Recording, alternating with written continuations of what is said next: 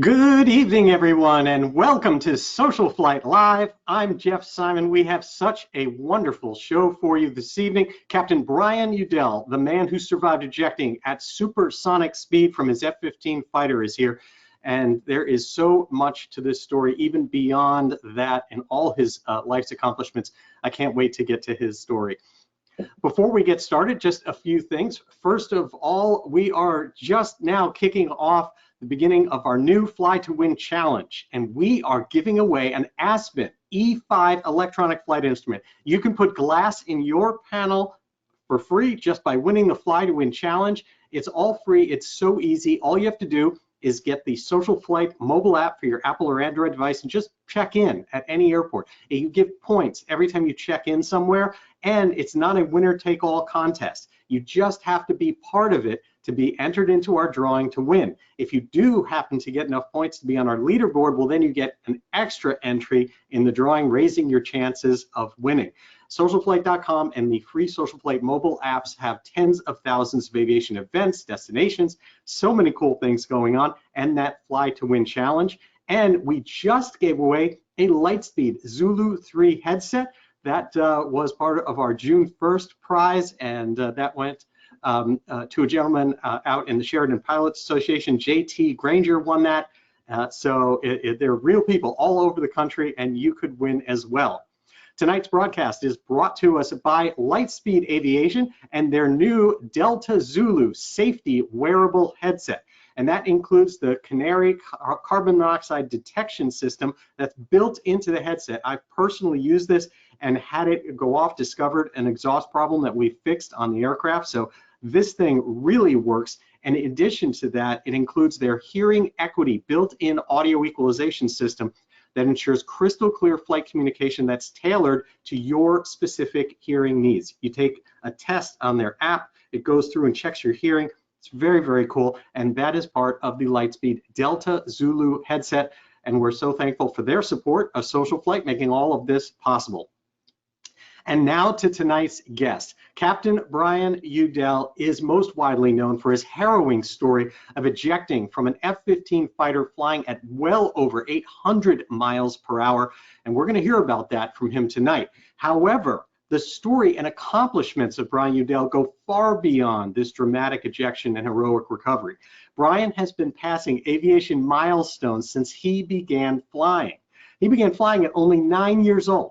He took his first cross country at 10. He soloed at 16 and received his private pilot certificate at age 17. Since that time, he has accumulated over 22,000 hours in a variety of both civil and military aircraft. Brian was top of his class among the initial group of pilots selected to fly the F-15 Strike Eagle. He went on to become an instructor, a mission commander, an air-to-ground Top Gun winner. He has flown over 100 combat missions in Southwest Asia and logged nearly 2,000 hours in the Strike Eagle. I'm going to bring Brian on the line right now. Please help me welcome to SocialFlight Live, Captain Brian Udell. How are you doing, Brian? I'm well. Thank you so much for having me. It's a pleasure to be here. Oh, I'm so excited. You know, your story is inspirational in so many ways. And as I mentioned at the beginning, it's not just about this unique and horrifying experience that you had having to eject. It is so much about your life and your family story. So you come from a line of aviation folks and a history with military service. Tell me about how this started. Tell me about your dad. Well, I'd first like to start that you don't survive something like this without being prepared. And that preparation started when I started flying at age 9. My father was my instructor, and he had a certain way of doing things. Obviously at age 9, and the airplane that I learned to fly in was a Cessna 190. Can you imagine a 9-year-old being able to see over the dash of a Cessna 190? No, and I couldn't. It doesn't matter how many Houston phone books I put underneath me, it wasn't going to get me up to that level. So his remedy to that was to teach me instruments right off the bat. So that's when I took my first instrument. My first cross country was actually an instrument cross country, and I'm tuning radials and dialing in frequencies, and I'm flying from VOR to VOR to VOR. At And age he's 10? kind of dozing off at age 10. And that's just the way my dad taught. He goes, well, he doesn't know any different.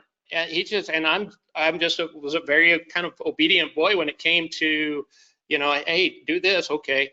And it's kind of a dad pleasing thing. You're trying to, make your father happy, right? You're trying to do things correctly.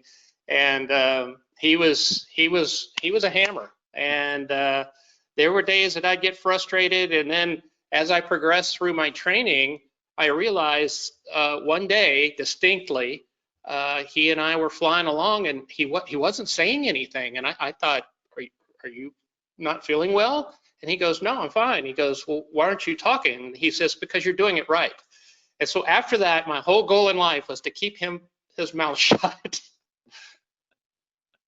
That's fascinating. And it's interesting that you mentioned about getting used to instruments early on. I've noticed that when I went through my training, it was all white knuckle transition to from VFR to IFR, and it still has some stress going into IMC.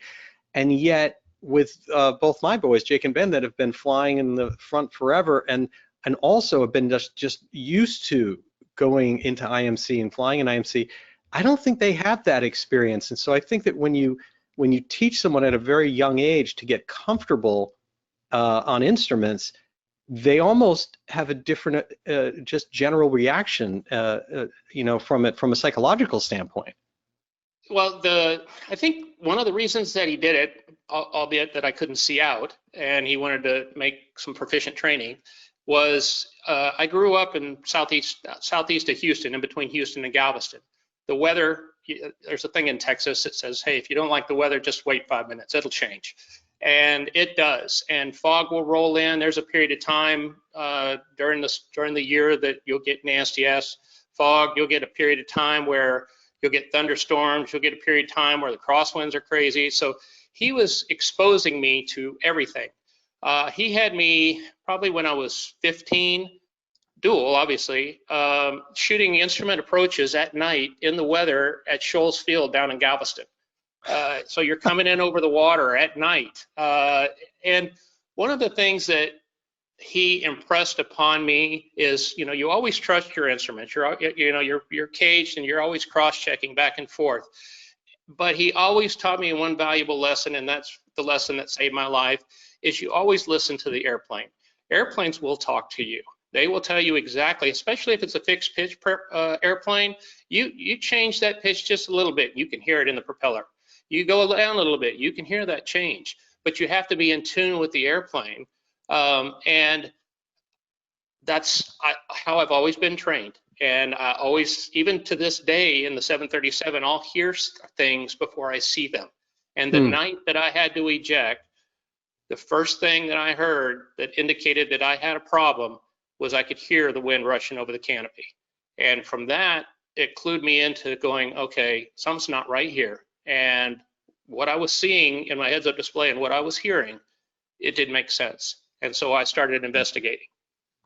Now, your father has an interesting story. Before we get to the ejection part, that ties in very well with what you're talking about seat of the pants. Is it correct that he taught himself how to fly?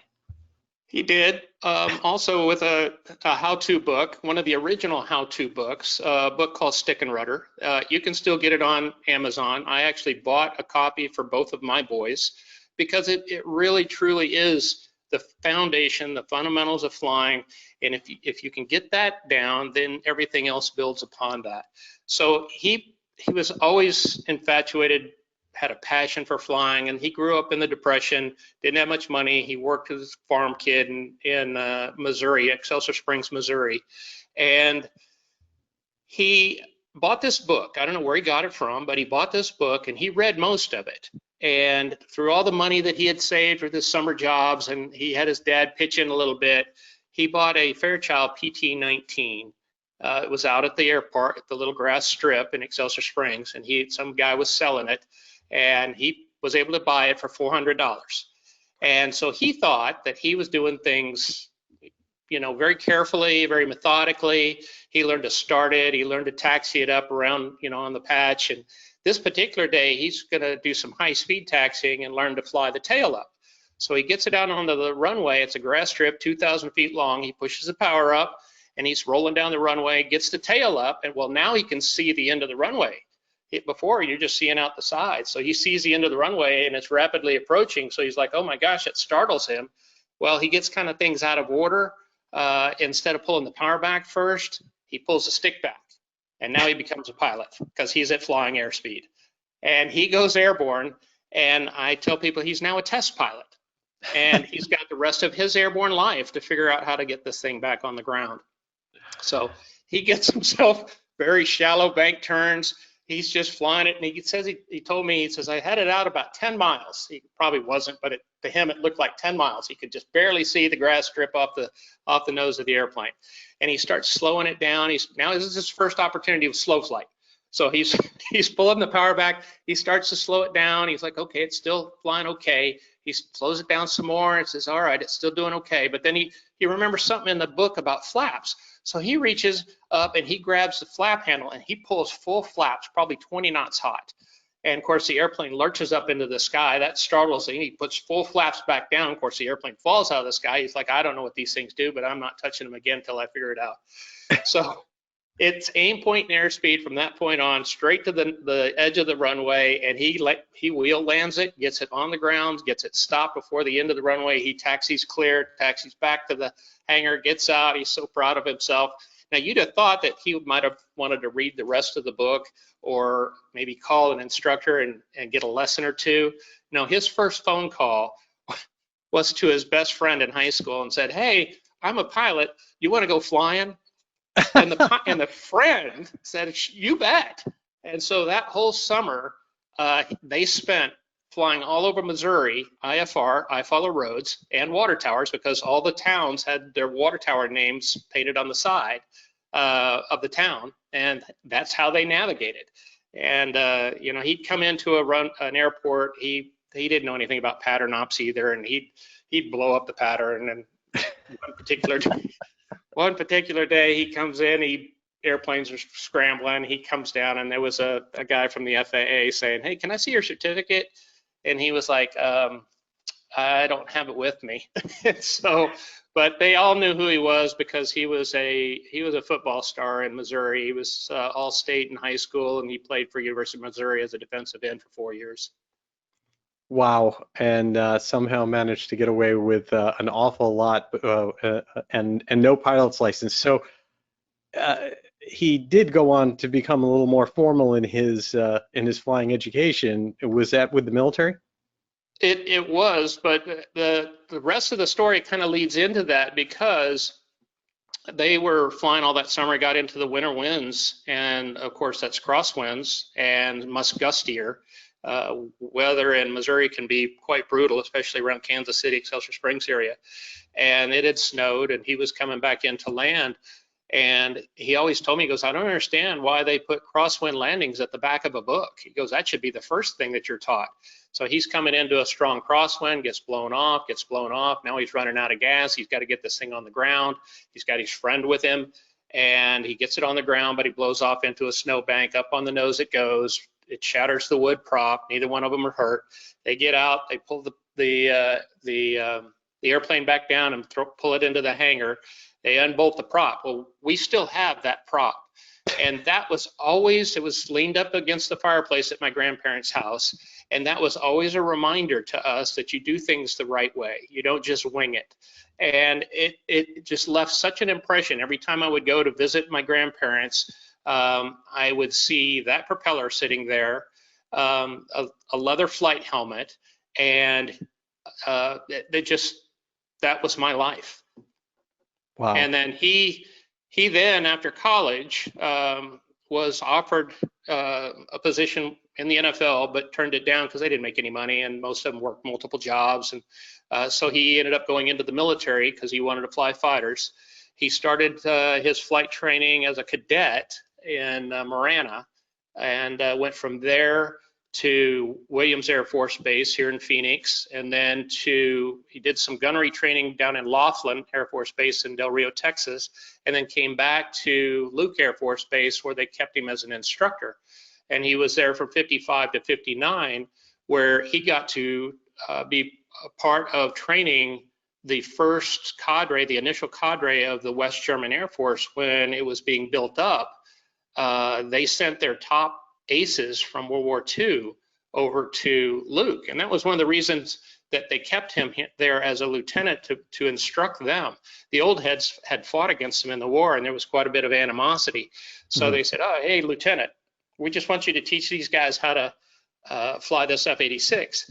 And he's like, oh, okay. So he's in the morning brief, got these 3 multi-ace German pilots, and they're popping to attention and saluting him because he's the instructor.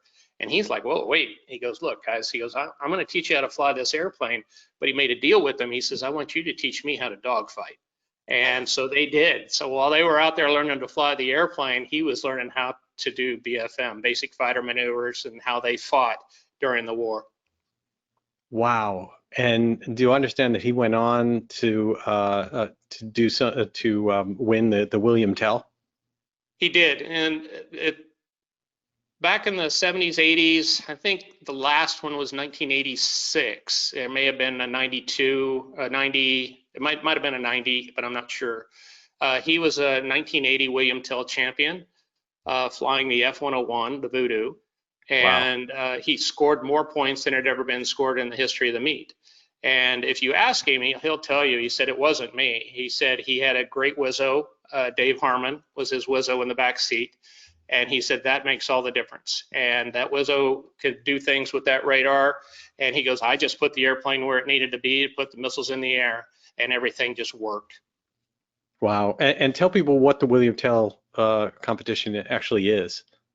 William Tell was a air-to-air gunnery meet where units from all over the TAF, the Tactical Air Force, would send their top pilots to compete against each other to find out who the real Top Gun of the Air Force was, or who the real Top Gun team, because it wasn't just the pilots or the pilots and Wizzos, it wasn't just the air crew, it was also a competition for ground crew, the crew chiefs, the weapons loaders, all a part of that team were competing. And so there were multiple awards given out, not just for the Top Gun, but it was also for the top team and the top ground guys, all participated in this. And it was once every 4 years. And because he won, he was invited back as a judge on follow-on events, competitions. So you've got this background and all of this kind of experience and life experience that brought you to flying the F-15 Strike Eagle. Tell me about the Strike Eagle, and then how your story began of this harrowing incident of having to eject. It was a blessing, first of all. I never dreamed that I would get a Strike Eagle out of pilot training. I never dreamed that I would be selected to get to go to EJECT. EJECT is in Wichita Falls, Texas. It's Euro-NATO Joint Jet Pilot Training Program. That's what EJECT stands for, where you get to train with all of the NATO allies. They have all of their instructors there, from Dutch, Germans, Norwegians, you name it. All the NATO countries participate in this. They send their pilots there to be trained. They have their instructors there.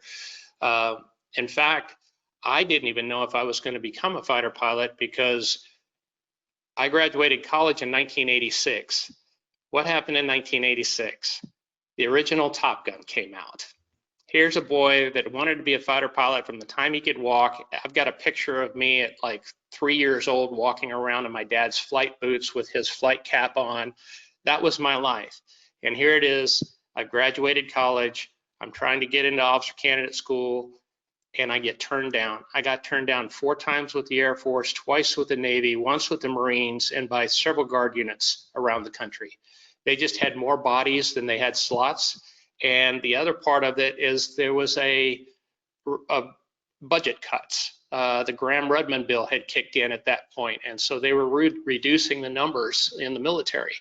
And now they were just taking the top guys. Even though I was a National Honor student, it didn't matter. I wasn't a National Honor Student in engineering or mechanical and aerospace engineering or whatever they wanted. So I kept getting turned down and turned down and turned down, but I wasn't going to quit. I was always taught quitting is easy, but nothing comes from it. You can just sit down, but that's where you're going to end up. So I kept fighting and kept fighting. I said, I'm going to make myself marketable.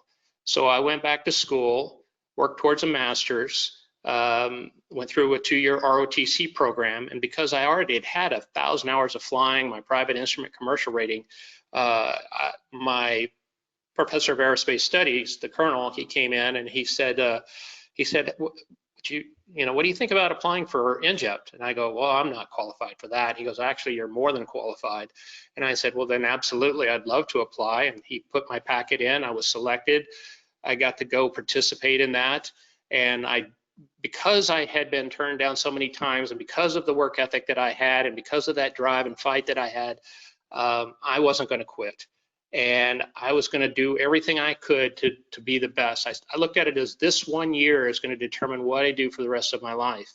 And so I was fortunate to be able to graduate top of my class. And when you graduate number 1 or number 2, you get to choose the aircraft that you want to fly. You fill out a dream sheet. What plane number 1? What plane number 2? And I actually didn't think that I would get a Strike Eagle because they hadn't been given out yet. And so I put it down, and then I put a F-15C model after that, and then I think I put a A-10 after that, and then an F-16 after that. No offense, Viper guys. But I wanted, there's a saying, 2 is 1 and 1 is none. I wanted 2 of everything. I wanted 2 engines, 2 tails, 2 wings, and so that's where I went with my thought process. And I also loved the mission that the Strike Eagle did. It was a dual role, multi-day, night, all-weather fighter bomber, deep interdiction strike aircraft. And I thought that would be a cool mission. And so I put it down, and assignment night came. Of course, that's a big party. And we had a beanbag, like when you go to the fair and you shoot the ducks, we had airplanes instead of ducks, and we had beanbags instead of a gun, because you get a bunch of fighter pilots with a lot of alcohol in them, and they'll start shooting each other. So I threw the beanbag at the Strike Eagle. It fell, and the lights and sirens went off, and that was the jet I won. And so that's how I found out. So then I along with there was 18 other guys, all top of their class, all just, walk on water in aviation kind of guys. They were great. But those were my classmates in RTU. RTU stands for Replacement Training Unit. That's the F-15 training. And it was 6 months long, and it was held here at Luke Air Force Base before they moved it to North Carolina to Seymour Johnson. And did well there, graduated with the top academic awards with a 99.8% GPA. I missed one question, and it was kind of a silly one. It still eats at you, huh? It does, because it was a computer-based test where you pushed a screen, and I fat-fingered it and pushed the wrong part of the screen, and it registered an incorrect answer. So anyway. Wow. Okay. So what brought you through? What was your experience flying the jet, and then what brought you through to that night when the incident happened? I think the first time I got in the airplane and I sat there, you're 10 feet in the air. You're looking over this thing, and you're on top of this monster. And then when you pull the JFS, jet fuel starter handle, it's like a little lawnmower handle, and you feel that rumble of that engine start and that ramp slam down, you just go, oh my gosh, you are riding the beast. And the amount of power and the capabilities of that aircraft was just phenomenal. It was the newest, most advanced fighter in the world at that time, and the capabilities were incredible. The airplane was incredible, and for me, the opportunity to get to fly with a guy in the back seat. Some people don't like that. You'll get the standard single seat attitude of, oh, I'd rather have the extra gas or whatever. But I don't believe those types of people really embrace the crew concept. I did. my best friends are the backseaters. I call them the Wizzo Union. You earned your respect in the squadron through the Wizzo Union. You know, you could come back into the bar after a flight Friday night and the beer light's on and you're beating your chest about what a great fighter pilot you are. And the Wizzo Union is waving the BS flag in the background. So you're not going to get away with anything. They are gonna humble you, and you have to earn your respect through those guys. So if they're the guys that want to fly with you, you must be doing something right. And so I really, that for me, more than flying the airplane, was the opportunity to do that crew coordination, especially in a high dynamic, high G, high speed environment. You're getting to work along with somebody, and it's a team, you know. And I've always been into team sports. I played baseball all growing up, and you know, that team mentality, that team work ethic, working together. Yeah, it's okay if I do something, I'll win by myself, but it's more rewarding if I can bring somebody with me and we do it together. That makes a lot of sense. So let's talk about that, about the ejection. Lead us through that story.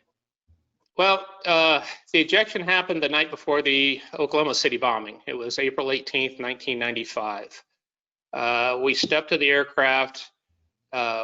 First thing we do is we look at the maintenance logs, and I open the forms up and I see that this aircraft had ground aborted twice the week before for basically computer issues. A processor in the computer, we called it the central computer, which was the processor inside. The other part would be the graphics card, which projects what we see on a computer screen. So the central computer had come up starred as having not passed its bit. The display processor, which is a graphics card, had come up having a problem, and the heads-up display also had a problem. So I'm looking at this and I'm talking to the crew chief, and I said, so what's the story with this? And he said, well, they couldn't duplicate it, so that's why it says C and D in the forms, could not duplicate. And so they're just putting it back in line in service to see if, you know, and fly it until we can figure it out, kind of thing. And so we climbed in the jet, strapped in, started it up, and so on one of your multifunction displays, it starts running through all of its bits. You'll have a flight control bit, you'll have just a regular general built-in test that checks all the computer systems and everything. And sure enough, the central computer came up starred. The display processor came up starred, meaning it's failed the test. And then the HUD, I'm looking at the HUD and it failed, just blanked out. So I call out maintenance for a red ball. That's and they show up, and they're plugged into the jet. So I'm talking with them, and they don't see anything latched on the bit panel underneath the wheel well. And so their advice to me, which I cringe every time I hear some mechanic tell me this, is, hey, just turn it off and turn it back on. That should fix it. No, it doesn't. And no, it didn't. And no, it won't. So if you're flying an electric jet or electric aircraft that's got glass panels, which we all do now, and it's not doing something, don't push it. Don't turn it off and turn it on and call it good and then go fly at night or go fly in the weather. If you're day VFR, fine. That's a completely different story. So over on the left, we have some switches. They're maintenance switches, but basically it removes power from the aircraft and puts it back on. So I flipped those switches, took the power off. It's like Control-Alt-Delete. You're rebooting the system. And it took several times before the system finally came up responding correctly. I ran some additional bits, and then finally we were like, okay, we taxied. We taxied probably 10 minutes late after the other 3 aircraft had taxied. We're going up to fly a 2v2 air-to-air intercept mission. My wingman was Jeannie Flynn, is now Jeannie Levitt. She was the first female fighter pilot in the Air Force. She's now, I believe, a retired 2-star. So she was my wingman that night. My Wizzo was Captain Dennis White. We had flown extensively together. Really enjoyed working with him. We take off. Our mission tonight, that night, was we're going to meet up with a tanker was stationed at Seymour Johnson Air Force Base in Goldsboro, North Carolina. The tanker track, it was a tanker track over the top of Marine Corps Air Station Cherry Point, about 24,000 feet-ish. And we meet up with that tanker, we cycle through, we get some gas, and then we bolt off into Whiskey 122 Hotel India off the coast of North Carolina. That's where we do our air-to-air work so that we can actually train like we fight. We can go supersonic without breaking windows and knocking, China off people's walls and getting calls and, hey, what did you do? Why'd you do it? So we do our go fast work out there. So we're on our third engagement when the event took place. It was our first one as Red Air. And I've got Genie in fingertip formation. We're gonna come into a predetermined range and we're gonna, it's basically a tactic straight from the former Soviet Union playbook. We're going to split apart, and it's for the other guys that are targeting us, it's a targeting and sorting and comm exercise, especially at night, because there's not a lot of aggressive maneuvering at night. So my plan was, I'm at 24,000 feet, my wingman's here, she's going to do a 90-degree turn, drop down to a lower altitude block, 10 to 14 block, and she's going to beam for 30 seconds, try to drop off their radar, and then try to get in undetected. I'm just going to do a 360-degree level turn at 24,000 feet, 400 knots. That's the plan. We get into that position. I call action. She splits away. That's the last I saw of her that night. I go into my turn, and about 100 degrees through that turn, the lessons from my father when I was little came back, and it's like, what am I hearing? What I'm hearing and what I'm seeing didn't make sense. I'm hearing this airplane's getting very fast. The Strike Eagle didn't have what you would call like an analog ADI like an F-15 has or the F-16 has. This was the newest, most advanced fighter. In fact, they didn't even think they needed an ADI in the dash. We did everything off of our HUD, our approaches. The only time we had to have an ADI up, and this was as a result of an accident that killed a pilot. He was actually a flying flight dock, a pilot flight dock, and his Wizzo was on a loft recovery. They got disoriented and hit the ground. So we had to have an ADI up. We bring it up on a color display down between our legs.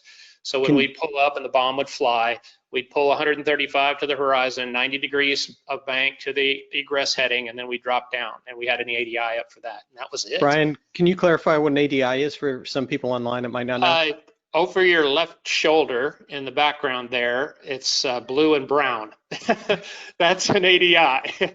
It's an attitude direction indicator. It tells you which way up and down, the number of degrees nose up, the number of degrees nose down, your bank, your roll angle, and your pitch angle.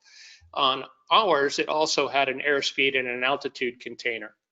So when I thumbed aft on a color display down between my legs, which, oh, by the way, years later, I actually met the man that fought tooth and nail to have that option put in because everybody else was saying, oh, they don't need one. If they want one, they can program it. He goes, no, pilots need an ADI.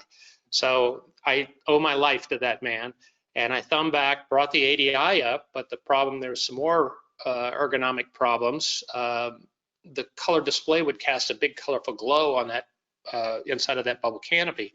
So we would turn the brightness and contrast of the display way down, such that when I brought it up, I couldn't read the information. So now I took the stick, I moved the stick back and forth, I could feel the airplane roll, I saw the ADI, the pitch letter on the ADI ball roll, I saw my HUD symbology frozen in a 60-degree right-hand turn at 24,000 feet, 400 knots. I buried my head into the attitude indicator, rolled the pitch ladder straight up and down. So now I know my wings are level with the horizon, but I don't know if I'm upside down or right side up. Once you got below 30 degrees nose low, you lost any reference to the horizon. And the font size on of the numbers on either side of the pitch ladder that tell you the number of degrees nose low or high you are was so small that at night with the brightness and contrast of the display turned down, I couldn't read the numbers. All of the cues I'm looking for to try to recover the airplane weren't there. By the time I got things oriented and could tell what was going on, we were going through 10,000 feet.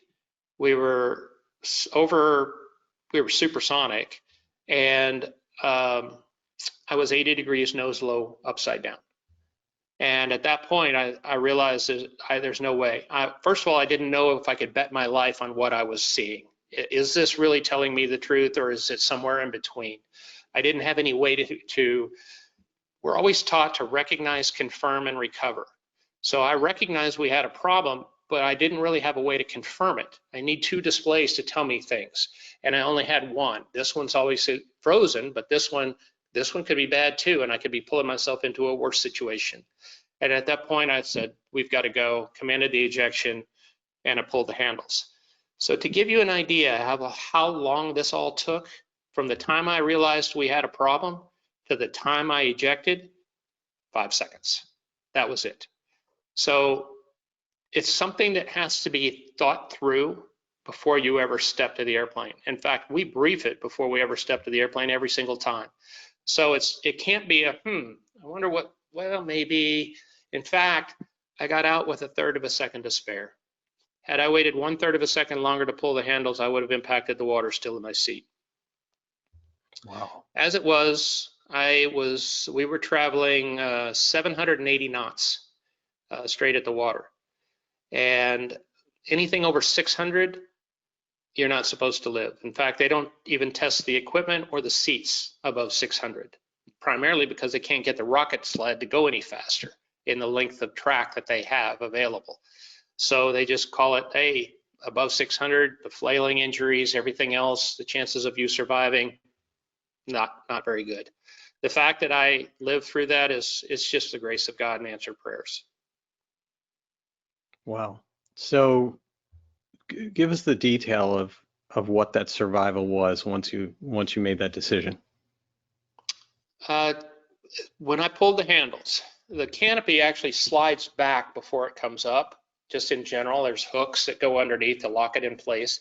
So I remember the flash of light from the sequencer back behind me, and I remember the canopy sliding back, and then I started to see it go. And then the next thing I remember is just getting hit by a blast of wind that's just indescribable. I try to say it was like being hit by a freight train. There were upwards of 60 Gs applied to my body when I hit the wind blast. My body went from over 800 miles an hour to hanging under a parachute in just over 3 seconds. The deceleration forces, they don't know. The engineers at Wright-Patterson came to my hospital. Everybody wanted to study this. And they were like, well, we have no explanation why you're alive. The force of the wind blast was so great, it ripped my helmet mask off. It broke all the blood vessels in my face. My head swelled the size of a basketball.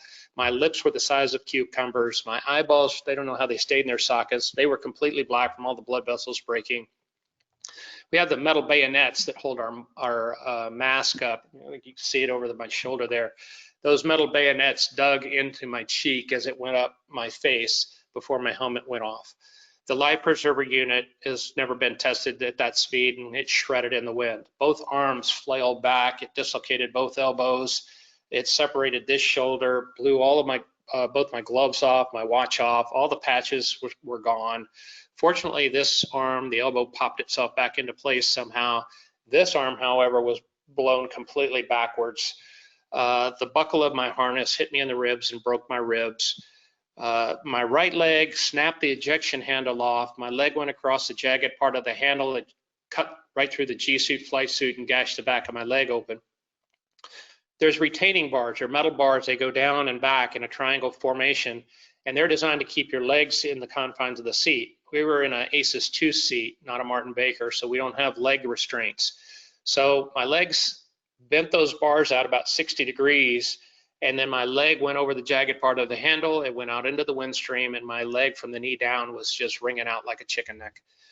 My left leg, when it couldn't go out any further, it snapped at the bottom half. My foot then went into the wind, and it started spinning. So my leg was broken, my ankle was broken, the ligaments that hold your foot in place were all torn, and I'm coming down on the chute. I could feel the cold night air on my face. I could hear the parachute ruffling above me. I knew where I was. I was conscious through this whole thing. And I'm like, okay, I got to get in my post-ejection checklist.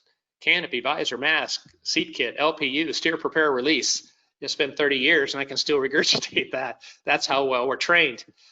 So canopy, visor, mask, canopy. I couldn't even see the parachute canopy above me. I wasn't dropping like a rock, so I thought, okay, it's working, but I didn't know if it was damaged, if I had broken lines or panels blown.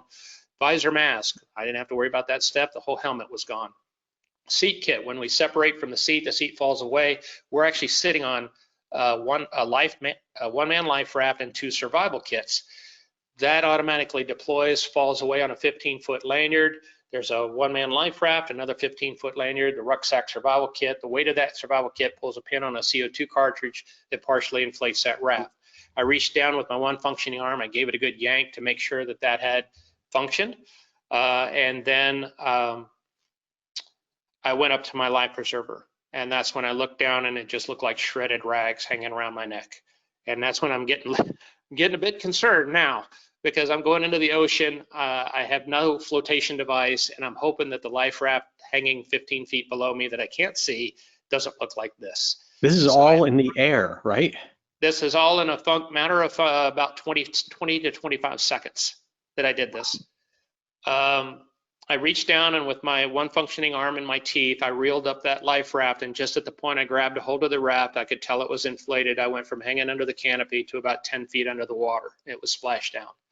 Having hold of that inflated raft pulled me back up to the surface, otherwise I would have drowned. I threw my arm over the side of the raft, my chute caught wind, and now I'm starting to be dragged through the water. The water temperature was in the mid-50s. The sea state was 3 to 5 feet. The winds were blowing about 10 knots. Anything below 60 degrees, they required us to wear poopy suits, exposure suits. We hated wearing those things. They chafed you. They were irritating. They just cumbersome, hard to get on, hard to get off. So the weather guesser, we always call him the weather guesser, the weather briefer, he would always just call the weather temperature or water temperature 60 degrees, so we didn't have to wear them. So I had nothing on other than just a flight suit and t-shirt. That was it. And I'm in extremely cold water. So I'm holding on to this raft. The parachute catches wind. I'm starting to be drugged. I can't let go of the raft because I'll be 15 feet away from it. So I just have to hold on. We have these pyrotechnic devices. They're called SeaWars at the time. Now they're called UWARs, but stands for saltwater activated release systems. It's a pyrotechnic device.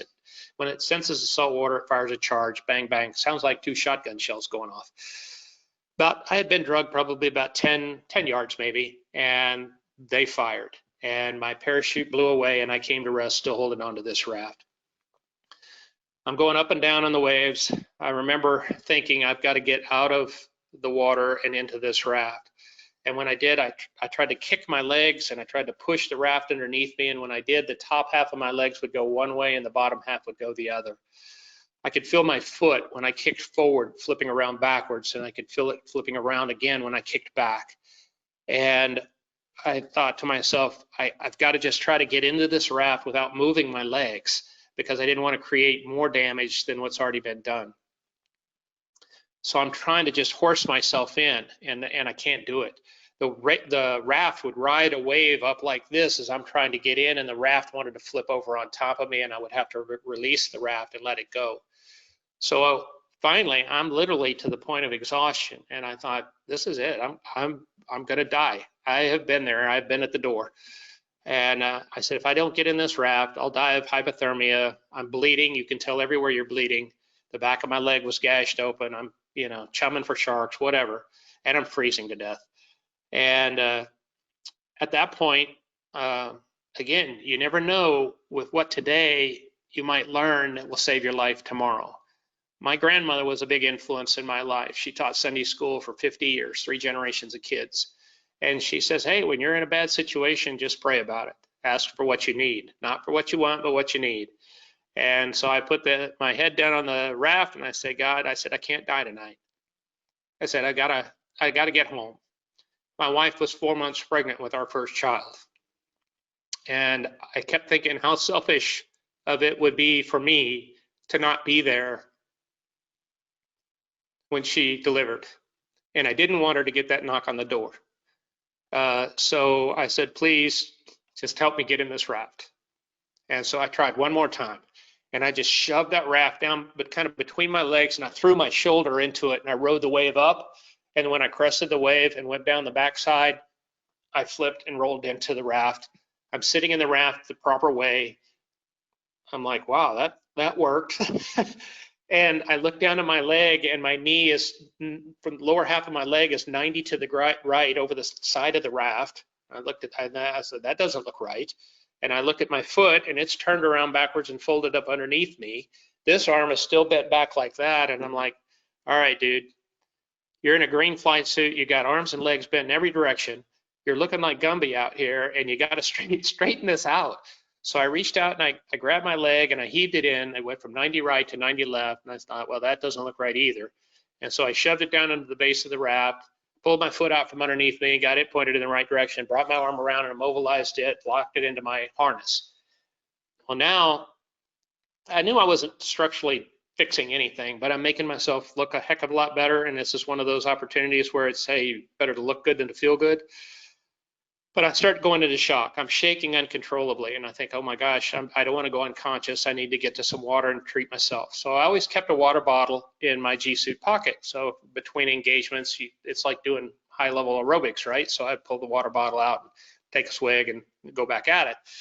Well, I always kept that water bottle down there. I unzipped the zipper, stuck my hand down in there. The force of the wind blast, the force of the ejection was so great that the water bottle had been blown right through the bottom of the pocket and was gone.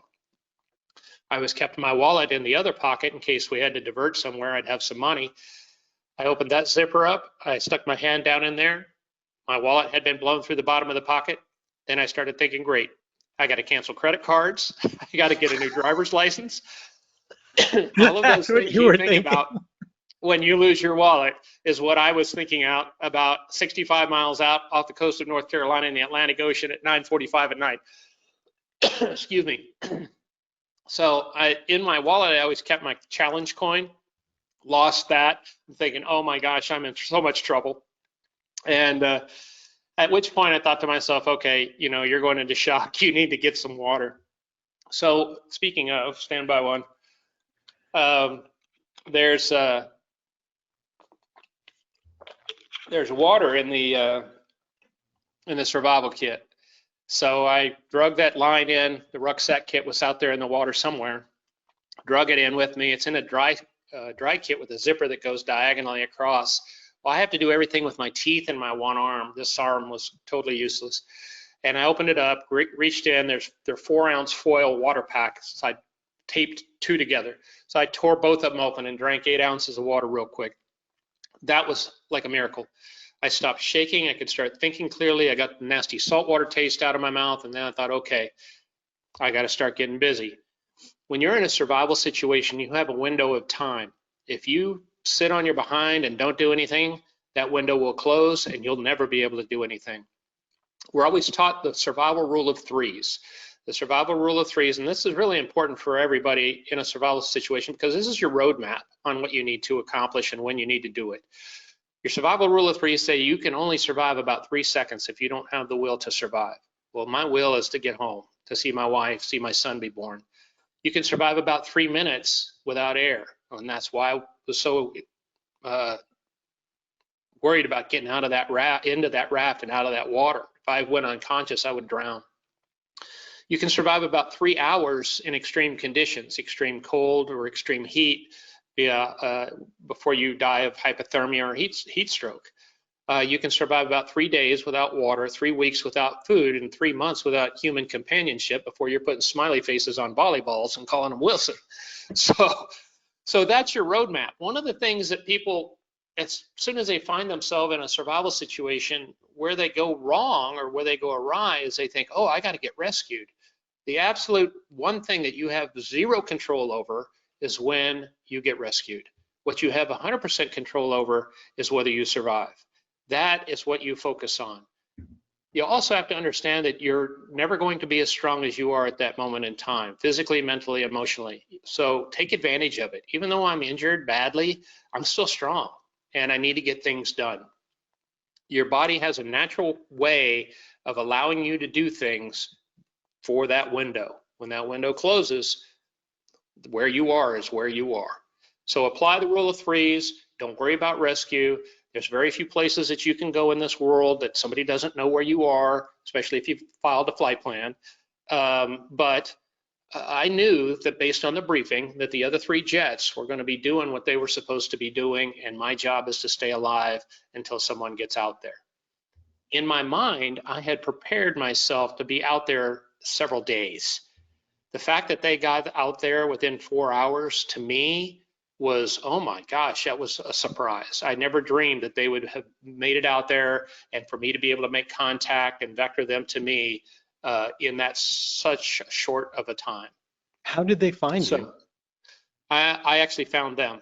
And this is what I mean about preserving yourself so that you're conscious, you're functioning, you're able to I've facilitated my own rescue.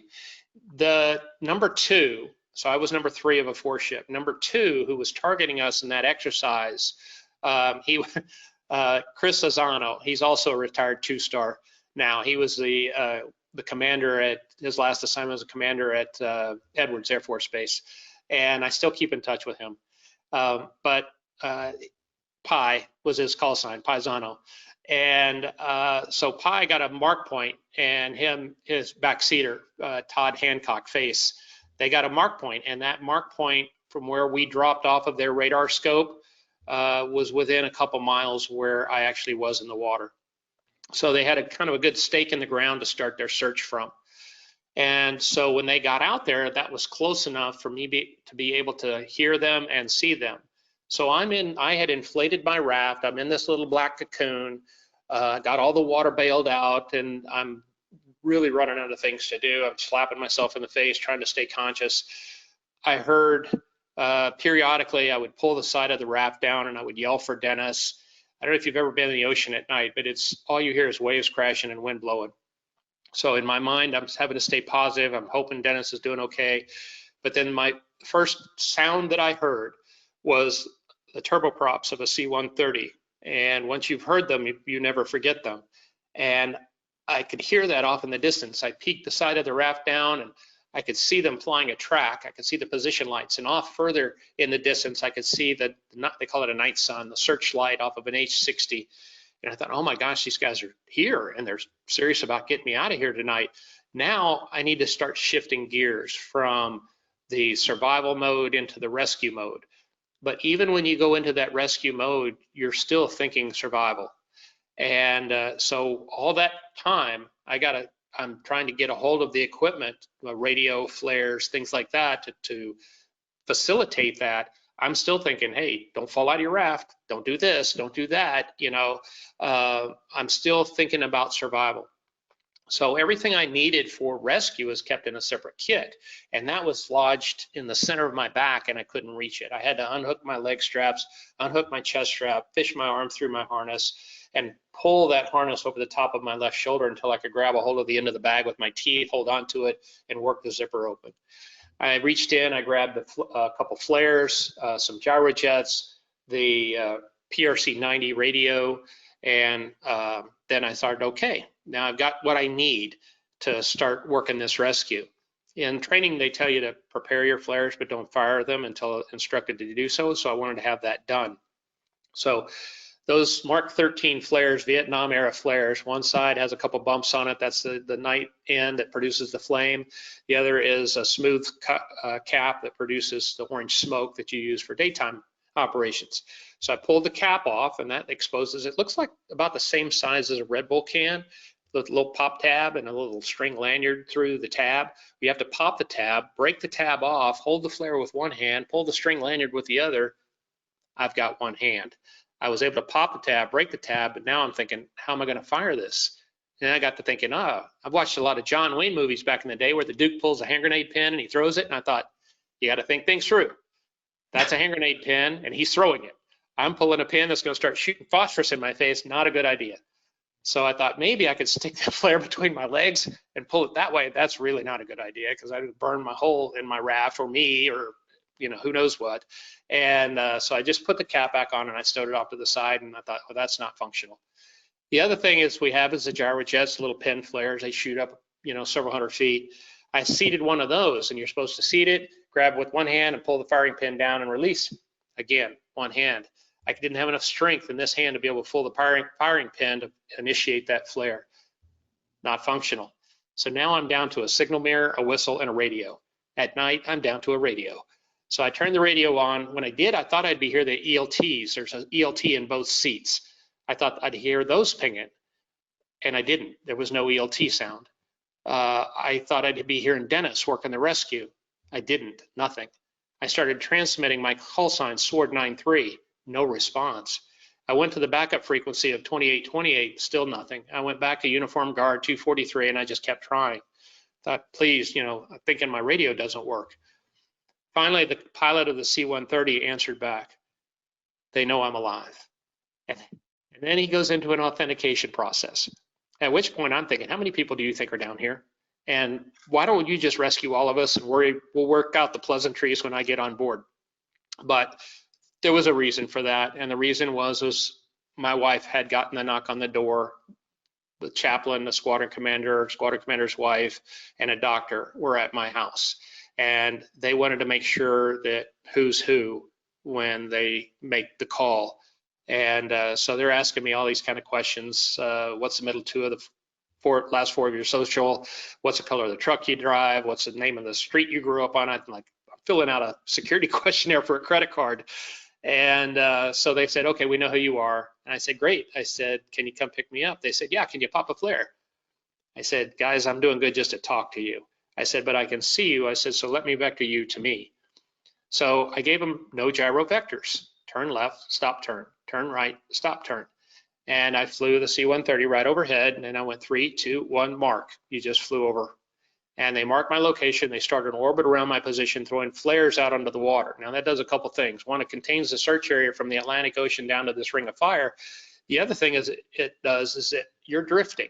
You're in the water. That mark point's not going to be good for very long. So you're drifting. Those flares will drift with you. So he then goes up and acts as a high orbit radio relay back to the base, and now I start vectoring the helicopter in. I told the helicopter pilot, I said, look, I'm going to vector you up to me, but I'm going to hold you short of my location. I do not want you coming over the top of me. The downwash on an H-60 at low altitude is over 100 miles an hour. If he came over me in that raft, he would either capsize me or flip me. Either way, I'd be dead before they could get to me. So I said, I'm going to hold you short of my location. Do not come over. He agreed to that. I got him in position. I said, there, hold your hover there. I said, now bring your night sun on to me. I vectored the night sun on to me. They said, we've got you. I said, you've got me. And I'm going home. I'll never forget the picture of that rescue swimmer as he came out of that cabin door with that chem stick on his mask because they lowered him down that cable. He starts his swim towards me, and I'm peeking out of the raft while I've got the radio in one hand, holding the raft down and watching this. And I thought, okay, this is really going to happen. I want to be ready when he gets here. So I pulled a hook blade razor knife out of my G suit. I started raking my legs with all the survival equipment lines that I had tangled up in, started grabbed it with my teeth, created the tension, cut the lines. If it was a piece of equipment that I thought I might need, I stuck it right back where it was. If it was something that had been bugging me, like that K-bar knife, boom, overboard that thing went. They've got new, everything is new now. It's a completely different. The amount of changes as a result of this one accident are astounding. They changed virtually everything. So by the time he came up to me, the last thing I had to do was let the air out of that spray shield and get it down. He came up to the side of me. He introduces himself. I'm Coast Guard Rescue Swimmer Jim Peterson, and I'm here to rescue you. And I said, I'm Air Force Captain Brian Udell, and I'm here to be rescued. Let's go. And so you can't do anything in the military without a briefing. So he's going to brief me on how this is all going to go. And all I heard was pain, pain, pain, and more pain. He had to get my harness off of me, which meant straightening this arm out. He had to put the life preserver on me, get it inflated and strapped on. Then he's going to get behind me and he's going to kick me out of this raft where I'd been for the last 4 hours, happy.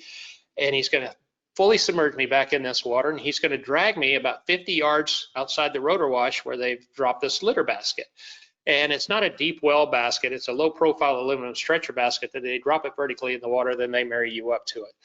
So he gets done with this briefing and I'm thinking, I got a better idea. He's like, what's your idea? And I said, well, you can do all of this stuff here, and then why don't you just go grab that basket, drag it over, and I'll roll into it. He's like, no, it doesn't work that way. I said, okay, you do what you have to do, and I'm going to be the best survivor you've ever seen. And so me with a lot of answered prayers, asking for strength through this whole mess, I think I was. He drags me out of that raft, and as he starts swimming, the flippers that these guys used are designed to propel 2 people. They're huge. So as he's kicking, it was either the flipper that was kicking me or the water being propelled off of it that was kicking my legs.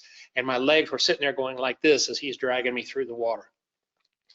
he never once knew he was hurting me. I was just praying the whole way across, just give me the strength.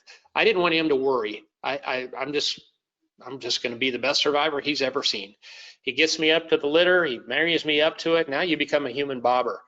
And he then, below the water line, reattaching the bottom floats, then you come up to the surface. And now the waves are coming over the top of you. This whole mess, I'm thinking it can't possibly get any worse. Then the helicopter comes over and it gets a whole bunch worse. Instead of the waves just crashing over me, now it's sea spray, needles. It's like racing a motorcycle in a saltwater rainstorm. And I've got cuts all over my face, so I'm stinging, burning, freezing, hurting, all at the same time. He hooks the cable up I go. I had my eyes shut tight because the sea spray was pelting me in the eyes. We clear the rotor spray and the basket. I open my eyes to see the helicopter above, and the basket is spinning like a top. And I'm thinking, oh my gosh, I'm not going to clear that main gear. I'm preparing for impact. The hoist operator reaches out, he grabs the basket, he stops it spinning, he drags me in through the cabin door, and then he disengages it, and he lowers the cable back down, picks a rescue swimmer up. He comes in through the cabin door, and then 25 minutes later, we're at the hospital getting drug off and into the hospital. Well, my wife, they had got the call, right? And before that call, they were preparing her for the worst. And she asked them, she said, did he get out? Did anybody see anything? And they said, yeah, we think that they got out. And she told them, she said, I know him, and I know that if he was able to get out of the airplane, he's still alive. And I want to know how to prepare myself for what I'm going to see. And so they tried to do their best, but I wasn't human. I did not look human. When they pulled me into the hospital, it wasn't until probably 6 months ago, after almost 30 years, that my wife told me that you didn't look recognizable. In fact, they wouldn't let me look at myself for a couple weeks. But I spent 3 days in intensive care. The next morning, they put me in the intensive care room, and I kept asking, where's Dennis? Where's Dennis? They haven't found him. They're still looking. And then about noon that day, my wife came in and woke me up, and I said, have they found him? And she said, yes, and he was killed. He was killed instantly when he came out of the aircraft. As such, there was a lot of things that have been redesigned. The seat was redesigned. All the survival equipment was redesigned. The heads-up display was decertified as a sole source instrument flight reference. The ergonomics was changed. They had a software rewrite in the field for a new attitude indicator within 2 weeks. The unfortunate part is he didn't make it. The fortunate part was for my part, not that I lived, but I was able to tell them all the things that were wrong and that they were able to fix so that it didn't happen again. And if there's one shining light of the whole mess, that's it, is they did get in there and they fixed everything. They ripped out the central computer, they changed the display processor, they changed the training rules. Nowadays at night and in the weather, certain circumstances, they verbalize crew coordination, 80 eyes up, 80 eyes up. So all of those things came from this one accident. And if you allow it to just go away and no lessons learned, then Dennis was lost for nothing. It's a tough thing. You never get over it. People ask me, have you watched the movie The Maverick, and what'd you think? And I said, well, to me, it wasn't realistic at all. The only realistic part was the fact that in the character Tom Cruise played, Maverick, he still struggles with the death of his Wizzo. That is real.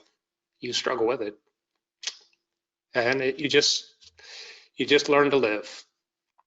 And you know that as a Christian, I'll get to see him again. Wow. Brian, that's an incredible story, and I'm sorry you had to live through that, but I'm glad that you did, and all the wonderful things that have come from it, both improvements and what you've done with the rest of your life. Well, thank you. Yeah, it's and that's why I do talks. I go around the country. In part, it helps me. It's healing for me if I can talk about it. And but also as pilots, we learn from others. We learn from things that have happened and mistakes and hangar talk. In the military, we would convene to the squadron bar, the beer light would go on, and that's where some of the best lessons learned occurred in the bar. And so this, I thank you for putting this out there, SocialFlight. It's a tool that people can log into and learn from, and the education of aviation then gets passed on. And it's those lessons that people experience that they can educate others with is what's going to prevent accidents in the future. Well, I definitely concur with that, and thank you for saying that. I hope that obviously we've run out of time very quickly this evening, but I hope you'll come back so that we can talk more, because I'd like to talk next time about the recovery process and persevering to getting back to really getting to the point of where you are right now.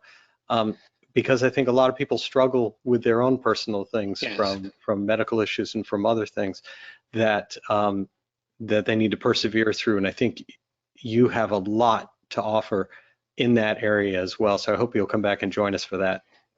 Absolutely. And one thing I'd like to leave with people is, we don't get to choose the day we're going to have. And this is a quote from my grandmother. What we get to choose is how we're going to deal with it. And we should be prepared for whatever the day brings, spiritually, physically, mentally. Every day you get up, it's going to be challenges that you're going to be faced with.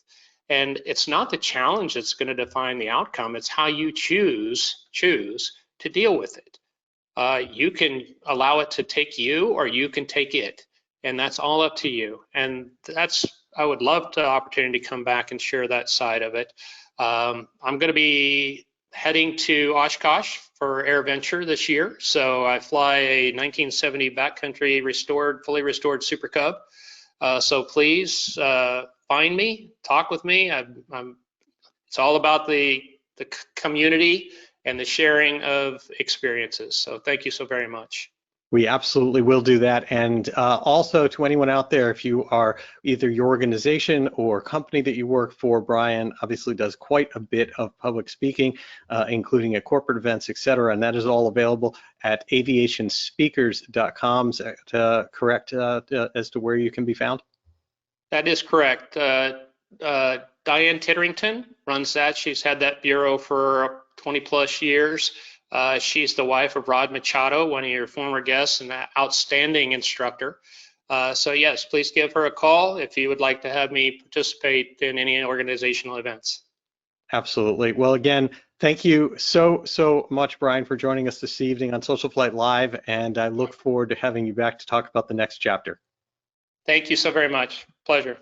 Absolutely. Have a good evening. Take care.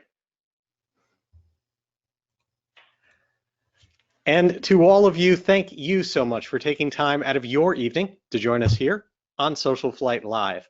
We'll be back next week, Tuesday, June 27th, with F-117 stealth fighter pilot Thad Darger. He's got an amazing story about an aircraft that you look at and it's hard to imagine how that flies, and let alone get an idea what it was like to pilot that amazing aircraft, the F-117 Stealth. We are then off for the week of July 4th and back on Tuesday, July 11th with Daryl Taylor of Air Power, talking all about engines and parts and what is going on with the supply chain. A lot of behind the scenes information available from Daryl Taylor. Until next time, thank you again for joining us, and I wish you all blue skies.